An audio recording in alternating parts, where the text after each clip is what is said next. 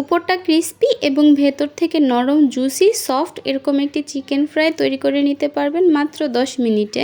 আসসালামু আলাইকুম everyone, welcome to Sadia Munis kitchen. আজকে আমি তৈরি করব মাত্র 10 মিনিটে ক্রিস্পি চিকেন ফ্রাই। আর এই চিকেন ফ্রাই তৈরি করতে নামি দামি কোনো মশলার প্রয়োজন নেই। ঘরোয়া সামান্য কিছু মশলা দিয়ে খুবই সহজে তৈরি করে নিতে পারবেন এই চিকেন ফ্রাইগুলো। বাচ্চাদের টিফিনে অথবা বিকেলে চায়ের আড্ডায় এই ক্রিস্পি চিকেন ফ্রাইগুলো কিন্তু একদমই জমে যাবে।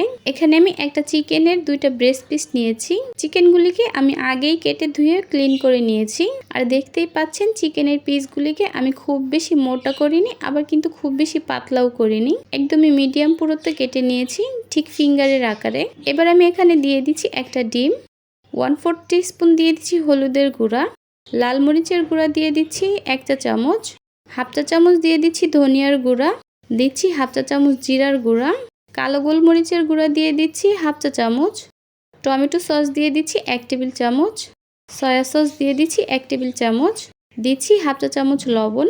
লবণের পরিমাণটা একটু বুঝে দিতে হবে, কারণ যেহেতু এখানে সয়া সসটা দেওয়া হয়েছে আর সয়া সসে তো লবণ থাকে, তাই লবণের পরিমাণটা একটু বুঝে দিতে হবে। দিয়ে দিচ্ছি 1 ফালি লেবুর রস। এবারে সবকিছু চিকেনের সঙ্গে খুব ভালো মতো ম্যারিনেট করে নিচ্ছি। আমি একটা কাঁটা চামচ দিয়ে কাজটা করে নিচ্ছি, আপনারা আপনাদের হাতের সাহায্যেও মেখে নিতে পারবেন, তবে সময় নিয়ে ভালো মতো ম্যারিনেট করে নিতে হবে। প্রথমে যেহেতু মশলাগুলোর সঙ্গে আমি আদা আর রসুন বাটাটা দেইনি, তো এই পর্যায়ে আমি এখানে 1/2 চা চামচ আদা আর রসুন বাটা দিয়ে দিচ্ছি। চিকেনের এই ম্যারিনেটটা যত ভালো হবে, আপনাদের এই চিকেন ফ্রাইটা খেতেও কিন্তু তত বেশি টেস্টি হবে। দেখতেই পাচ্ছেন সবকিছু একসঙ্গে খুব ভালো মতো মিক্স করা হয়ে গেছে। এবার আমি এই ম্যারিনেট করা চিকেনগুলোকে রেস্টে রেখে দিব 10 মিনিটের জন্য।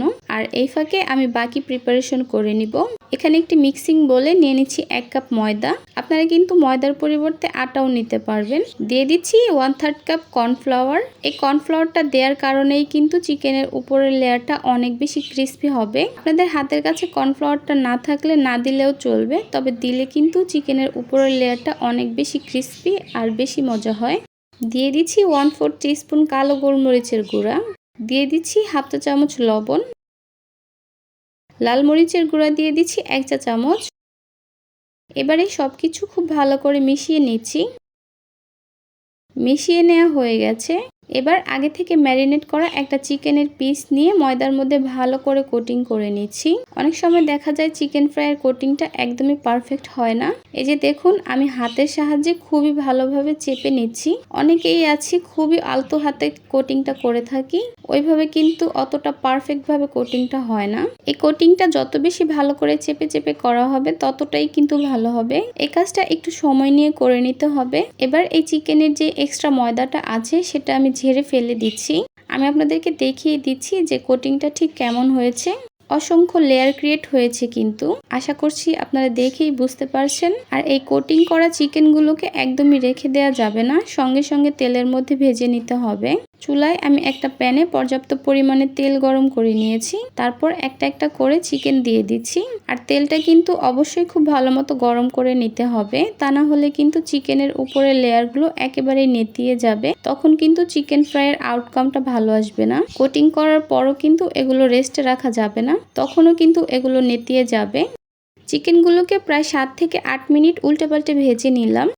আর তেল ছড়িয়ে চুলা থেকে নামিয়ে নিচ্ছি। যেহেতু চিকেনের এই পিসগুলোকে আমি খুব বেশি মোটা করে কাটিনি, সেজন্য এগুলোকে ভাজার জন্য এর থেকে আর বেশি সময় লাগবে না। এই সময়ের মধ্যেই কিন্তু চিকেনটা খুব ভালো মতো কুকড হয়ে যাবে। সবগুলো চিকেন আমি একইভাবে ফ্রাই করে নিয়েছি। দেখতেই পাচ্ছেন চিকেন ফ্রাইগুলো দেখতে কত বেশি লোভনীয় হয়েছে। উপরটা যেমন লেয়ারিং ক্রিস্পি হয়েছে, ভেতরটাও কিন্তু ততটাই সফট আর জুসি হয়েছে। এইভাবে বাসায় একবার চিকেন ফ্রাই তৈরি করে খেলে বাহির থেকে আর কখনোই খাবেন না। বাচ্চাদের টিফিনে কিংবা বিকেলে চায়ের আড্ডায় এই চিকেন ফ্রাই কিন্তু ছোট থেকে বড় সবাই খুবই পছন্দ করবে। আশা করছি আমার আজকের এই রেসিপিটি আপনাদের কাছে খুবই ভালো লেগেছে আর সহজও লেগেছে। তাহলে আজকে এ পর্যন্তই। সবাই অনেক বেশি ভালো থাকবেন, সুস্থ থাকবেন। আল্লাহ হাফেজ।